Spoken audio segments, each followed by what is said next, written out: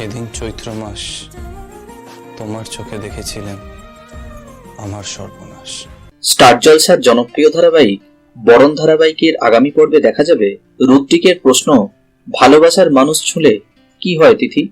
বিস্তারিত জানতে ভিডিওটির সাথেই থাকুন, আর ভালো লাগলে চ্যানেলটিকে সাবস্ক্রাইব করে রাখতে পারেন যাতে পরবর্তী আপডেটগুলি খুব তাড়াতাড়ি পেতে পারেন।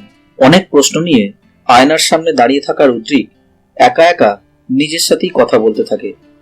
রুদ্রিক বলে, যখন কোনো মেয়েকে তার ভালোবাসার মানুষ টাচ করে না, তখন সে গন্ধটা আসে, ভালোবাসার গন্ধ, প্রেম, ফ্রেগনেন্স অফ লাভ।